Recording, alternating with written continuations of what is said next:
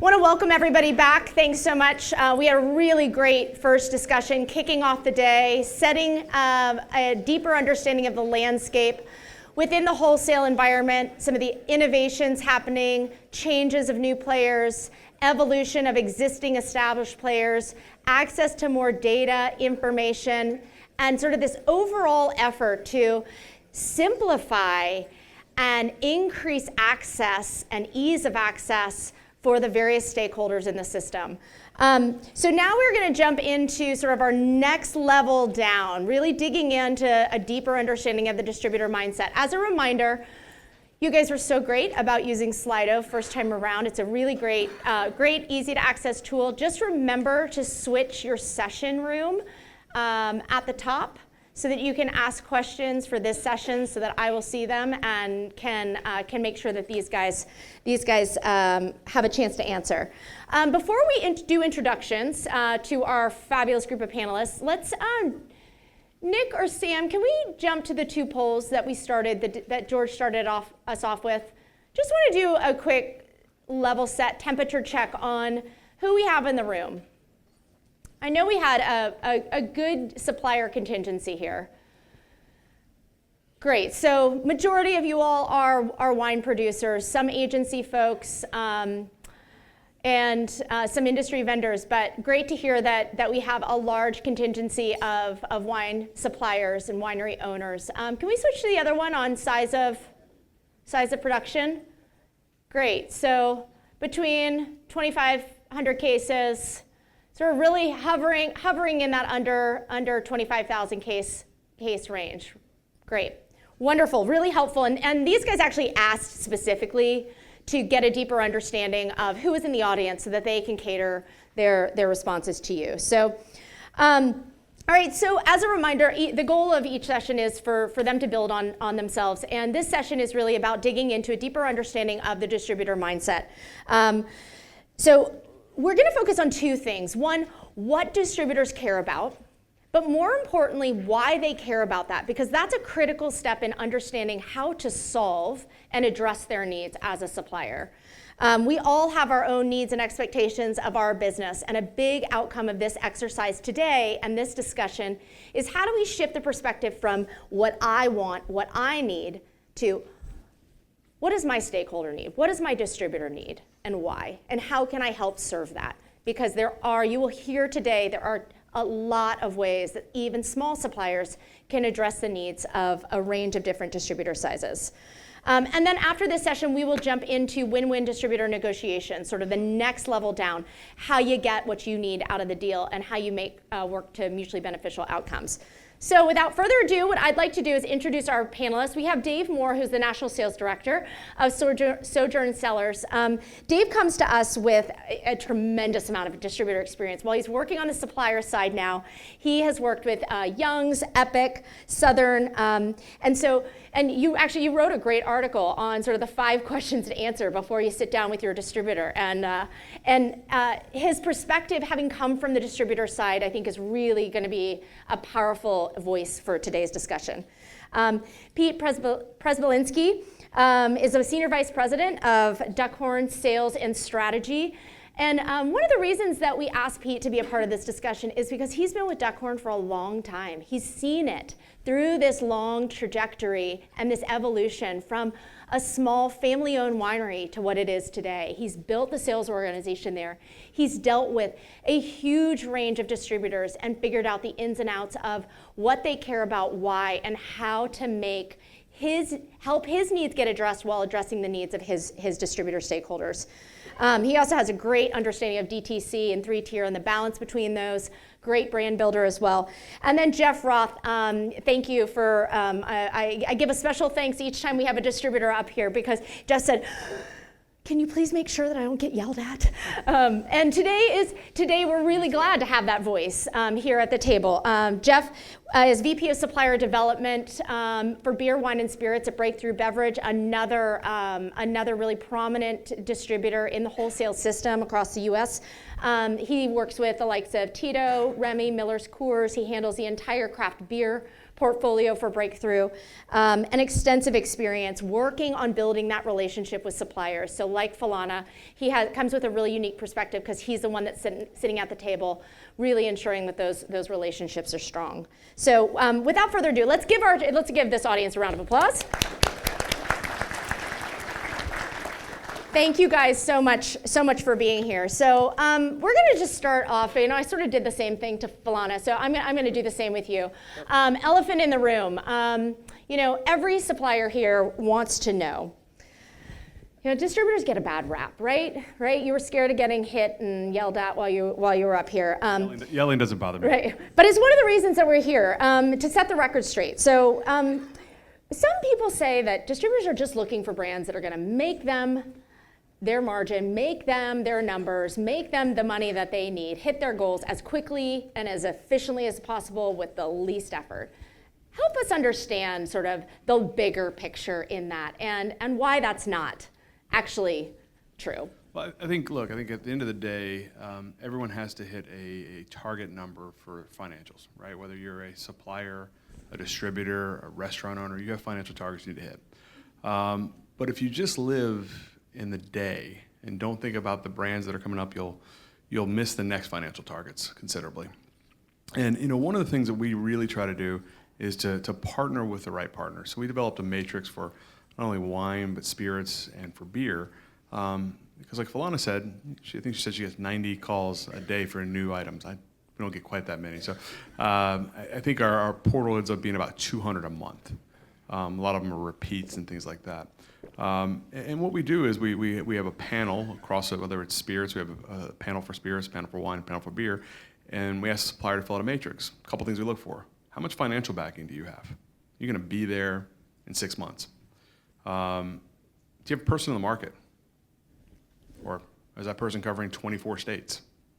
You have good quality product, good packaging. Do you have a marketing department? Ask all those questions. And I think once you get to that question 12, you find out what kind of partner you're dealing with. No, we don't have a marketing department. Okay, well, all right. No, we don't have a person in the market. We don't have any scores. All those things help you make some of your decisions. The other thing that we've realized is that we have to incubate certain brands. So we created about 3.5 years ago a division called Trident for craft spirits. And what we found was there's, I think, 1,800 distilleries now across the U.S. It's a very fast-growing market. Not quite as big as beer, which has almost 10,000 breweries now in the U.S., or wine as well. But what we found was by incubating those brands, we could move them along. So we could start, hey, you don't have anyone in the market, that's fine, that's no problem. We have some people that can sell. It also takes from our main pad salespeople, so they're not focused against that. We've also developed that strategy for fine wine as well, so we don't have to have our fine wine items on our main pad people. Because I think one thing that you have to think about as a distributor, it's not just the margins that are there, it's that goal. So let's say you have a finite number of goals. You provide a goal to someone, there's actually a cost to that because you're taking a goal from someone else that could be a brand that's in an acceleration mode right now, not in that kind of incubation mode. So there's a true cost to us there, not just in margin, but in a potential future because we're betting on you. We're betting on you that you're going to win and your brand's going to win in our market. So we're taking a goal from someone else that may be in an acceleration mode or maybe in a maintenance mode. Great, that's really helpful. Thank you. Pete and Dave, I'd like to hear from you all. In your experience, you all have been, Dave, you've been on the distributor side. You guys have both worked sort of small brands, growing brands. Help us understand what you all from your experience have heard from distributors that is most important to them and why. And how does that differ as a small supplier when they're talking to a small supplier versus a big supplier? When we were a smaller winery, I had a different attitude towards distributors. And as we've kind of evolved, and I've also evolved, I recognize now that you can say that the three-tier system is the absolute worst system to distribute products in the world, until you compare it to every other system for distributing Bev-Alc products in the world. Yeah, the system is not without its challenges. I wrote it down beforehand about, maybe you guys have all seen the stats about how many suppliers versus wholesalers there were 20 years ago, and that's flip-flopped from today. There were more wholesalers to suppliers 20 years ago than there are today. There are over, I think it's 12 suppliers for every wholesaler today. 20 years ago, there was less than one wholesaler for every supplier. So that's an obvious problem. There are more suppliers, there are less wholesalers. There are franchise laws. There are different laws in every state. The Buy the Glass program that I run in California doesn't work in New York because it's illegal. So there are all those things, but I've had a lot of drinks with a lot of suppliers, and I've been among that, and also where you talk about the distributor doesn't care, distributor is just interested in the large brands, distributor doesn't listen to the direction that I give them, they don't call me back, blah, blah, blah, blah, blah. And then that's also right back at you. I've also heard from distributors, whom I also have a beer with after a long, and they say, the supplier just tells me what to do, and they come up with a plan where they don't understand the market. They never call me back. They change prices on me in midstream, et cetera, et cetera. So I think what's important is that you recognize that we are all, as suppliers, doing things for our own reasons. The distributor is doing things for their own reasons, as Jeff was just alluding to earlier. Those reasons are often not completely compatible. So I think a real key for working with a wholesaler is making sure that you find your reasons and find their reasons, and where do they align, and how do you come up with a path that is compatible with the wholesaler's path as well. And that's really, really difficult to do. But remember that going at the distributor from a place of they're not as smart as I am or being critical of them largely isn't going to get you very far. Mm-hmm. Great. Dave, do you have any thoughts on that? Sure. I'm currently the National Sales Director for Sojourn Cellars in Sonoma. So we're one of these small, under 10,000 case producers. Prior to that, I started my wine and spirits career as a route salesperson in Santa Monica for Southern Wine and Spirits, actually now Southern Glazers Wine and Spirits. Spent about 10 years with them, moving up through various wine manager, district manager, and then I had the very fortunate experience to work with Young's Market Company for 4 years, also as a district manager, but various kind of VP roles and some technology and marketing things as well. My last role was with Epic Wines and Spirits, which is a California and Nevada now-based distributor. My role there was running the retail chains for all of California. At the same time, responsible for recruiting and evaluating new suppliers. So kind of a very interesting perspective on the three-tier system. Pete had asked me what led me from leaving the distributor life over to supplier life, and I said, well, there were no other distributors to work for in California. So that's not true, but a little bit. And if all of you stick around towards the end, our wines are actually with Jeff in Illinois with Breakthrough. So maybe we could do a little role playing on supplier and distributor negotiations. Part of my job is finding out what kinds of inventory that we have, because I just started with Sojourn a few months ago, so I've already spoken with Jeff and his colleagues, and right now my job is to come up with a plan and present that plan to my distributors, so it's kind of interesting.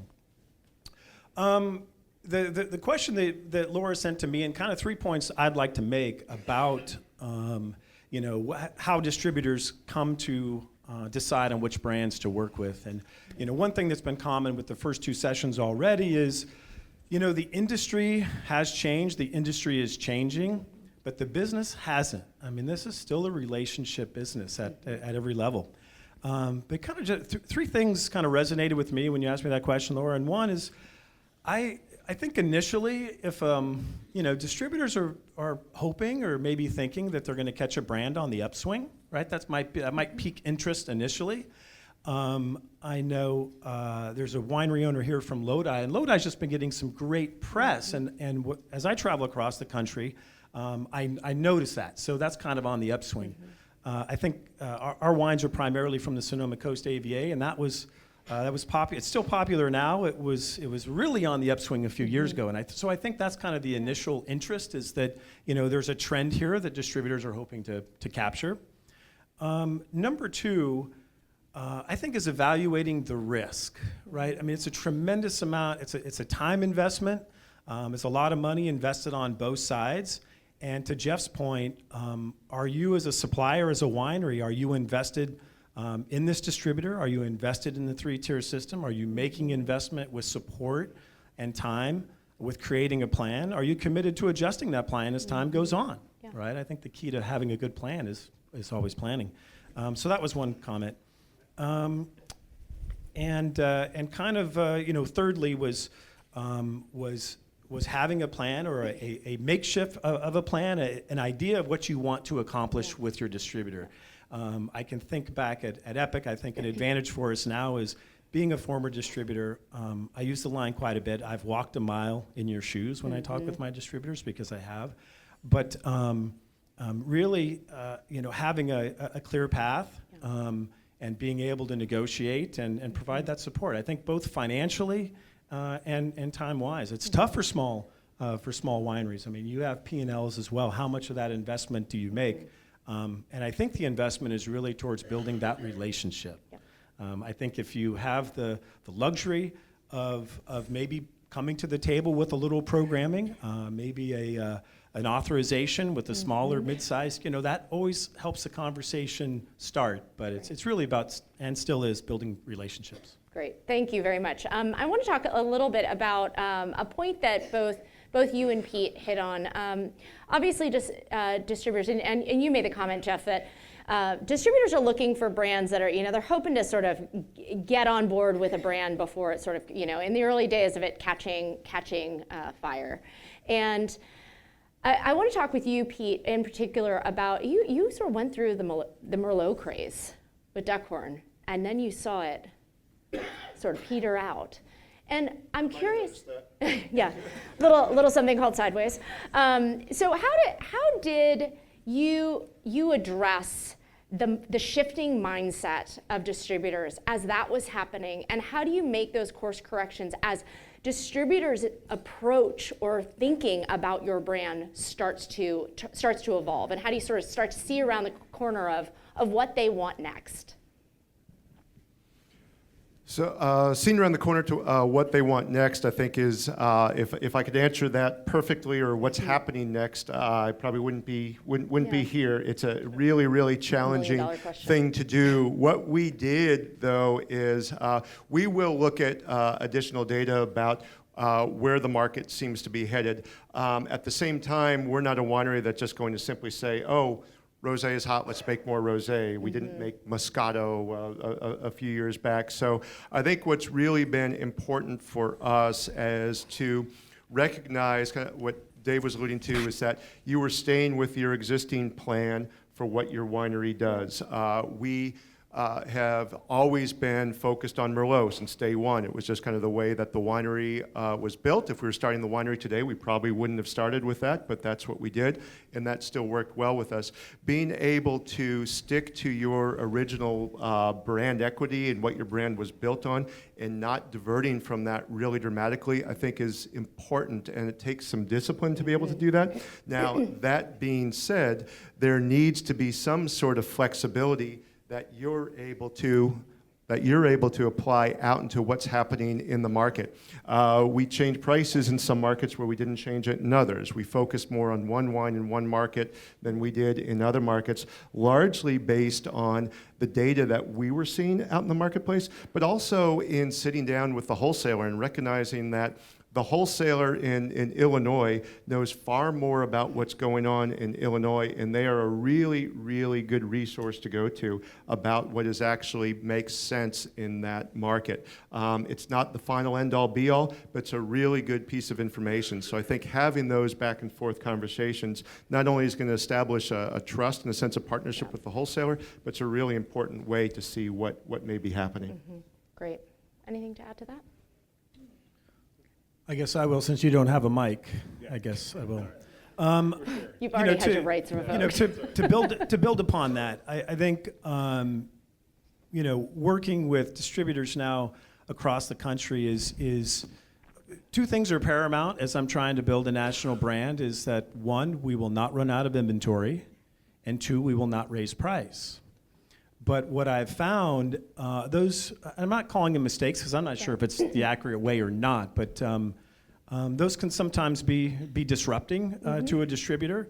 But I also, at the same time, can appreciate the fact that if I have the opportunity and have the brand equity rising, that I want to capture some of that as well. Yeah. So those are, I think it's more of an art than an actual science. Can we talk a little, I want to hit on maintaining inventory and holding price. And Jeff, sort of why, from a distributor standpoint, those, I hear about those all the time. We all hear about those all the time. Why are those so important to a distributor? I mean, it's pretty simple. You can't sell from an empty cart, right? I mean, that's the mantra here. I think confidence in the brand. So let's say you're an on-premise sales consultant. You get a Pinot Noir by the glass, and you get a call Friday morning, hey, I'm out of stock. And you look in the warehouse, you're out of stock there too. I don't think you'll ever sell that brand again. Our sales consultants are truly at the mercy of their accounts. And once they finally go through the arduous task of tasting 54 different wines to get that one by the glass slide and it goes out of stock, they have a hard problem. I think pricing is extremely important, particularly if you look at national chains now squeezing more and more margins out of the conversation on all sides, on our side, on your side, to get to a price point that they feel their customers are comfortable with. If you're consistently changing pricing, I think the chains will not acknowledge you any longer. I think you'll have a hard time getting that attention to the distributor. And I think Pete talked about it a little more in his Merlot example. It's about having a comprehensive strategy for your brand. Inventory is obviously the most important, because if you don't have that, you have nothing. But pricing strategy. What brands do you want to be next to? That helps our people as well, because as a result, it's, hey, I want to be next to X Pinot Noir. It's the hottest in the category. Well, not everyone can be next to Maomi. Okay, you have to be maybe try somewhere else. What are the 3 or 4 that you want to be next to? And what are your expectations? Do you expect to be on display? Do you expect to be a by the glass brand? Do you want to be a Pinot Noir at X price point? I think those are the conversations to maybe think about having before you talk to a distributor. And think big. Think big, but think realistic and scalable. Because what's next? Once you get here to 10,000 cases, what's your goal at 20,000 cases? The final point I think about strategy that's important, I know I'm going a little off your question, but I think it's important. I think we all want to get to 50 states tomorrow. That may not be the best strategy. Maybe 5 states is a good strategy. Maybe 3 is a really good strategy. Maybe own 1. That's a really good strategy. I think trying to get to the race to 50, if you're not in chains, it doesn't really matter. But for some reason, we all want to fill out a map. And the consumer in Connecticut is very different, potentially, than the consumer in San Diego. So I'm not sure why you have this race to fill out a map. Great, thank you. So I'm hearing this very clear theme around having clarity and being realistic, and as 2 key important factors for distributors if you're coming to the table in discussions with them. And why those things are important is because you guys are dealing with these books of thousands of brands and SKUs. And so the importance of making the effort and the direction as easy to execute as possible, and as clear to execute as possible, and as realistic to execute as possible. So with that, I'm interested in your all's perspective on the evolution, going back to this earlier discussion around the evolution of the wholesale channel. Right? 20, 30 years ago, sort of distributors did a lot, right? They were your marketers, they were your salespeople, they were feet on the street, they were inventory or warehousing. Let's talk about how that's changed and how that has affected the distributor mindset, and then conversely, how suppliers have to react to that. God, I would argue distributors do more now than we probably did 20 years ago. I think probably the expectations for a distributor even 15 years ago was, I'm going to take your product from point A to point B, and then whatever happens to your product after that, that's up to you. I think that has completely done a 180 now.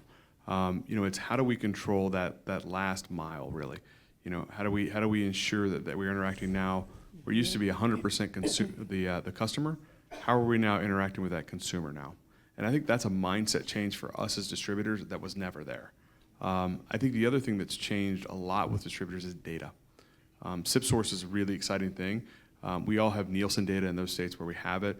Certain states have gallonage reports. Those are all valuable things, but in our own internal data, it's amazing. I mean, there's 17,000 counts in the state of Florida that we have access to, 21,000 counts in the state of Illinois that we have access to. We can tell you how much whiskey they go through. We can tell you how much wine they go through, how much beer they go through. If you want to target accounts with more than 15 beer tap handles and you have a wine there, we can target that. You want to target accounts that index higher on Pinot Noir, we can target that. We have all the ability to do that. The challenge is, for all of us, is that if we give our people too much of that data, we'll all fail. But I think that those are the two things that I see a lot of big change for us as wholesalers, is how do we access that consumer more? And I think our suppliers want that. And then how do we access, and most importantly, how do we action all of the data we had? I mean, reams of data. Think about all those number of accounts for those 2 states I said. That's a lot of data. Great. Any thoughts to add? Yeah, I think one nice thing, I mentioned earlier how the distributors have gotten larger, or smaller in number, but they've gotten larger. And because of that, they have a lot more capability with the data, with being able to go out and interact with the consumers, with more accounts, et cetera. One thing I think has not changed that much, I think a lot of that still goes back to the supplier. If the distributor is getting the wine on the shelf, on the wine list, maybe the wine is selling, maybe the wine's not. Maybe it's a relatively new brand and no one's heard about it. I don't put that responsibility as much on the distributor. I think the distributor would love to be able to say, yes, we can help create this overall market for your wine. But I still feel that a lot of that is still coming back on us as the suppliers. And you have to be prepared to make a pretty significant investment at times to make sure that you're getting in front of the proper staff trainings, whether it be the wait staff, whether it be the distributor staff, whether you're doing, depending on what your strategy is, are you doing demos in the particular source. That while the distributor can help with that consumer demand, I still feel that the greatest responsibility for that consumer demand to turn that placement into an actual depletion, have the consumer buying that wine, I think a lot of that still falls back on the supplier. And it's important to recognize that the distributor can do the job for you, but they're going to have a much more difficult time actually building that consumer demand than you're going to have yourself, and be prepared to make that investment. I think it's really important thing there. You know, I think a distributor can get you 1,000 accounts tomorrow. That's not hard. That's really easy. We can find a way to sell you 1,000 accounts tomorrow. It's the right accounts. What I look at is not how many accounts we're in. I look at our velocity and I look at our reorder rates. That's what I care about. So if I can get you 1,000 accounts, I think I'd rather be in 50. And they're the 50 that have high velocity and high reorder rates for your brands. And that's what you should be looking at. It's not, in so many suppliers, I think I have meetings with, well, you're not enough accounts for me. Okay. What's your velocity look like? What's your reorder rate look like? And to your point, you know, the account targeting, that's on us. Getting the distribution's on us. But the reorder rate, that's on the supplier. Getting the velocity rate higher, that's partly us. We got to be in the right accounts. But that reorder rate, you know, you've got some brands that have 50, 40, 80% reorder rate. Look across your network and see where your reorder rate is and spend more time in those accounts. Good point, Jeff. As technology's changed, how many of you in this room know what a Telzon unit is? Right? So that's how I started as a rep, was a Telzon. So to see the technology advance, I think that's something that both distributor and supplier will continue to advance. I think bringing the suppliers closer to the buyers, right, through maybe LibDib, being more participating in having some of those headquarter calls or relationship calls, and supporting your distributor in that, in that process. So let's talk a little bit more about that. And thank you guys for your collective answer to the last question. It's really helpful. What matters most to the wholesaler when dealing with a small supplier versus a large supplier, right? All the things that you're talking about are important. Is it orders of magnitude? Is it sort of scale? Or are there particular things you say, gosh, as a small supplier, if you can do these, that's really winning as a small supplier. Whereas the rules of the game are a completely different set of criteria for a large supplier. Help us sort of understand where distributors' heads are. And I'd like for all of you all to answer this. Yeah, good question. And I'll kind of repeat what Jeff said, in the sense of, I think distributors are very good at selling something once. It's been my experience. I think the most resonating part of building a relationship and rapport with your distributor is the reorder rate. And you as a supplier, you as a winery, having the confidence, spending maybe some time in market in Chicago, in Illinois, finding out what those benchmark brands are, knowing where you want to be, doing the math and ensuring that you have profit, your distributor has enough profit. It's a big responsibility and a lot of risk to buy inventory, hold inventory, deliver, invoice, collect. And so I think, for me, I think that's the most important part. As you introduce new brands with a new distributor, start with your key players, start with the ones have the most opportunity of succeeding and have a clear path. But I think that reorder rate, that is really the proof that when those reorders come in, and I resonate with what Jeff said. I'm sure his sales force can sell something once, but is that really the ultimate goal? And we really want that, that continual brand building type of mentality. With respect to what the wholesaler wants, I can't completely answer that. I've never been a wholesaler, not one now. However, it would make a lot of sense to me that regardless of whether it's a small supplier or a large supplier, you want someone that is going to have, it's a product that's priced properly, that has the demand out in the marketplace. And then, so number two, that you as a supplier kind of have your act together, that you have a plan for how this product is going to get out to marketplace, that you're communicating properly and regularly with the wholesaler, making sure that they have the information that they need to know. When you're getting that information back from the wholesaler, you're actually responding to it in an intelligent way. But I think that plan, that your business and you're listening to them, I think that, as much as anything else, is going to be an important thing for the wholesaler, because then they're going to have a productive relationship. If they don't have a productive relationship with you, there's another 10,000 suppliers out there that they can have a productive relationship with, and and so that is, I've mentioned it before, plan, I think is the most important thing that we can do as suppliers. Yeah, I would say confidence in their partner. So I think having that confidence and having that strategy before you sit down.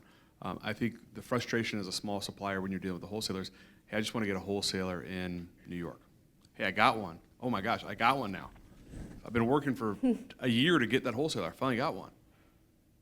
Did you plan before? What was your strategy? Now you're there. What are we going to do about it? I think just signing that contract or signing the papers to get that wholesaler, that's the easy part. Now the hard part is developing that relationship, ensuring that you have the confidence. Do you have the strategy? Do you understand the market? Because a lot of times I think as suppliers, we walk in distributors and we expect the distributor to be kind of the Lewis and Clark for us. And that's great. Distributors love to talk. I've been talking for a while here now, so I'll keep talking.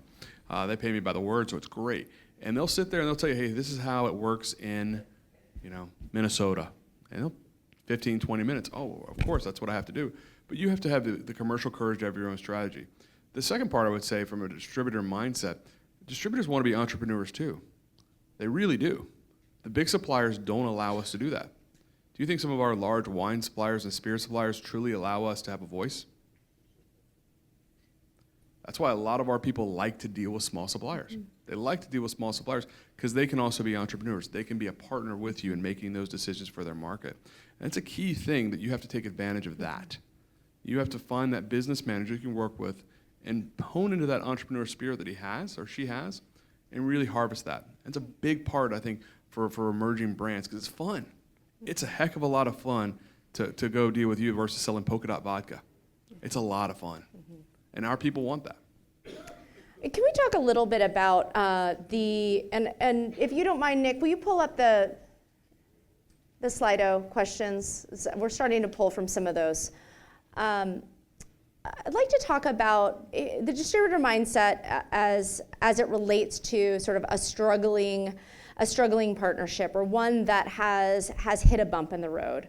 How are those salvageable and how do you address them? Sort of what are the best tips or and what are distributors looking for to sort of patch the road, so to speak, where things maybe have gone off the rails? And is it salvageable, right? Yeah, look, I think conflict resolution, I think, is what I do a lot.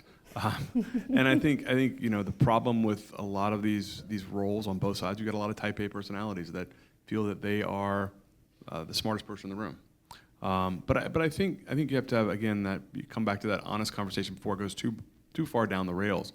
I think from a distributor standpoint, they're living in the market day in and day out. As Pete said, you have 10,000 other suppliers you can go to if this one's too challenging.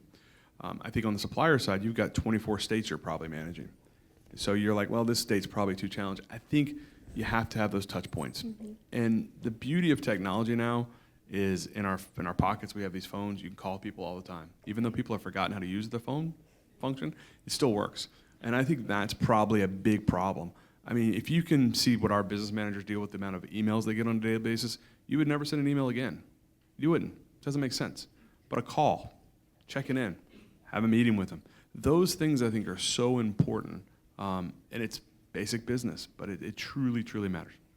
Anything that you guys would add to salvaging a relationship, or maybe mistakes that you all have made in? Well, I've sat on both sides, and you had to pick up the phone. And, I've got to be a salesman too as a supplier. I know what it's like, and Jeff receives, I'm sure, hundreds of emails a day, as did I. So I'm not offended if a distributor doesn't get back to me right away. But I have a point that I need to make. We need to discuss some key information, and I'll be relentless in my pursuit and following up until I get that. And I'm not offended by that. I'm not, that's my job, is to address those issues. Have an open line of communication. Mm-hmm. Have a plan, as Pete has said. If that plan doesn't work, let's get back at the table in 90 days or 120 days. I think. I do, and I've talked with lots of wineries and friends and colleagues, and a lot of times it's like finding a distributor is their end game. And I think that's very challenging. I think your work kind of starts when you find a wholesaler. I think it's really exciting. I think new technologies there's smaller wholesalers kind of popping up, kind of broker types of environments. I think that's very exciting. I think it's going to be exciting for smaller brands. I think technologies like LibDib and some of the other kind of similar ancillary technologies, that's going to allow me to help facilitate a relationship directly with the buyer. I mean, I'm sure it's very impactful when someone comes and meets with Jeff and says, hey, I have an authorization at Binny's. Jeff's going to say, great, let's start talking, but I need a partner, here's where I'm going. It's really, I think suppliers and wineries and distilleries and breweries should have that mindset of working with your wholesalers and building those relationships with them, augmenting what they're doing. They're great executioners. They're great brand builders. Their relationships are really second to none. That's really what we're all in. Primarily what we're investing is access, right? I mean, we want access to their buyers, and I think having a clear picture, I know Pete's done a marvelous job with that, of having a clear plan when you meet with them, building enough communication that you can come back to the table and readjust if you have to.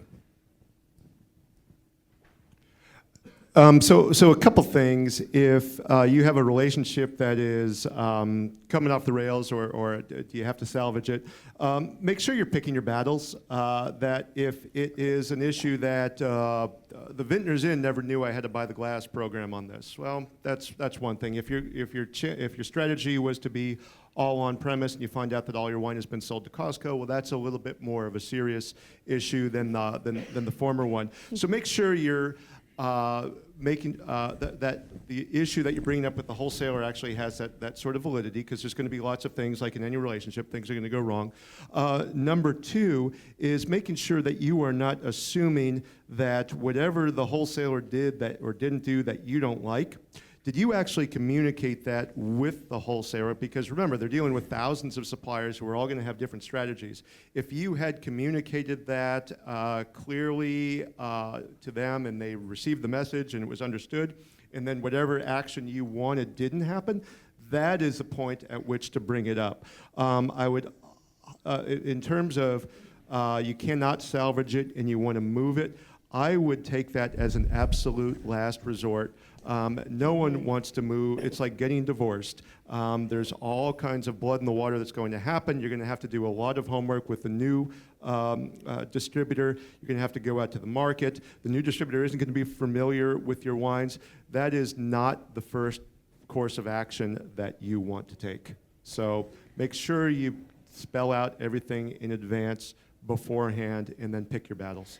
I think it's a really interesting point, and I'd like Jeff to weigh in on this idea of priorities and how often you see sort of the whole kitchen sink being thrown into the discussion or the debate from a supplier standpoint, and sort of how suppliers can come to discussions more equipped to have a realistic conversation around, here are the things that matter most, and I'm willing to give up on the others. And this is a little preview into our next discussion.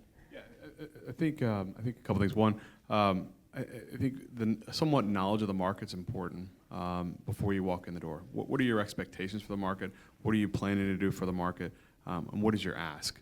I think so many meetings that I've sat in with smaller suppliers, they're either shooting for the moon or they don't really have an idea of where they want to be. Mm-hmm. So I think you have to figure that out. You also have to understand what your distributor is capable of. There are advantages of being with a very big distributor. There's also advantages of being with a very small distributor. A very small distributor can probably get you may be higher on their priorities. But as you grow, they don't have the account base to get you further out. They may only be able to service 20% of that market because of the amount of salespeople they have, the amount of trucks they have, all of those things. So there's a give and take there. But know what your distributor is capable of. How many accounts do they actually service with their largest brand? Know what that universe is. What's their actionable universe? Are they able to access the chains? Because so many times I find relationships go off the rails with suppliers is because when everyone signed and agreed to things, they didn't understand the capabilities of both. Oh, I didn't know you couldn't service chains. Oh, we don't service any chains. Oh, I really want to be in chains. This may not be the best place for me. We're not really on-premise focused. We really focus on these kind of stores. Oh, yeah, I think those are the things that you want to make sure you understand, on day one, and vice versa, right? Again, I said before, we have a matrix for our suppliers. We look at, financials, we look at marketing. You should have almost the same matrix for a distributor and understand that. I think that'll really help you. And I think, again, I go back to what is that distributor servicing? What is their number one brand? And how many accounts is that in? That's an important thing to kind of understand. Great. I want to end with this one last question that I've seen several people ask here. This idea of the first contact, you get a call from a supplier, or you get an email. Yep. What are the tricks of the trade? And you guys probably have some lessons learned through your history of having done it. What garners the return call, what garners, right? We've talked about plans as sort of at a 20,000 foot view. We've talked about prioritization. We've talked about understanding the market and how your brand fits. But when it boils down to an email or a phone call, what gets it done? I find that asking for referrals has been very helpful. Friends that are in the business, that have wines, asking for referral. When I'm cold calling, because I've identified a market that I want to be in. I don't have a wholesaler in that particular market. And by the way, doing some research, we don't produce enough wine to be all things to all people. I know exactly what markets we need to be and the kind of wholesalers we need to be with. And then being, knowing that I have a plan if I get someone to return or show some interest, that I'm leading with my top 3 or 4 wines. I don't present the entire portfolio. I know the few brands that I think have the most likelihood of us building a national brand. So, sharing a few tidbits, maybe sharing a little bit of press that we have, or maybe some scores that I've put thought into what my, I call it EDR, but everyday retail is going to be, what TPR, that there's margin in there for my distributor partners. So, so they know right away that I've thought about those things. I've thought about what the retailer markup will be as well. So I've done the math. I've identified their potential. But knowing what your costs are in and keeping it focused, I think has been most successful in finding potential distributor partners. I think we kind of called it the uncle syndrome, where we would say no in Florida, not a good fit, and then a person who ran Arizona would say, oh no, this is going to be a great fit. We'll bring it in. Once they got into Arizona, they'd go call Florida again and say, well, now I'm in Arizona. And what we really wanted to try to figure out, and this is again is back to the matrix we talked about before, is identifying the right suppliers. Because as a company, our philosophy is not to be brand collectors. We don't have thousands and thousands of SKUs. We really don't, because we don't want to be brand collectors. We don't want to disappoint people. We want to be with the right people. But I think the things that really, when I open up an email or I sit on a committee to look at new brands, the things that excite me are success stories. What's happened somewhere else? And this is obviously for brands that aren't new to world. But what did you do somewhere else? Hey, in X state, we've got reorder rates of this. Our velocity's here. We're really seeing a pull in these kind of accounts, white tablecloth restaurants, casual restaurants, whatever it is. Success stories are eye-opening because it shows it works somewhere else. Second, I agree with you on referrals. Hey, this is someone I worked with in the past. Contact them. In Nevada, we're really doing well. Contact this wholesaler. I think those really help. And then the third thing is have some actual data outside of your brand. So, hey, we're targeting the Pinot Noir segment at $45 because here's Nielsen and NABCA growth in this segment. We think this is an opportunity. Also, I looked at your portfolio. You don't have a lot of $45 Pinot Noirs, so we think this is a big opportunity for you as well, because I took the time to look at your portfolio. Great, that's awesome. Wonderful. I think, unless you have anything to add, do you want to add anything? I would also take the time to actually go out to the wholesaler. I don't know how many offices I've been in where there's just stacked to the rafters with FedEx boxes from around the world of just, hey, look, this supplier wants me to carry. Oh, this one woman, she opened up her box and she said, look at this one. So she pulls out some Spanish wine. There was nothing in there. There was no note. There was no price list. It was just a case of wine. Yeah, and Thank you. so Jeff's receiving those too. So what distinguishes you from the supplier that sends an email and says, I'm following up with a, wrong minute. Right. And I'm following up with a case of wine. I look forward to hearing from you. Show them you're serious. You're actually going out to the marketplace. You'll bring the wines, have that meeting, right. show them that data. That's a good way to start. It's a lot more time consuming, a lot more expensive, but it shows that you're serious about meeting with them rather than just sending out 500 FedEx packages and seeing what sticks. Man, that is great. This is so extremely helpful. My wheels are turning already on just some takeaways that hopefully you all are gleaning from this discussion. So we're going to transition at this point. I want to give a round of applause to our speakers who were so valuable in their insights.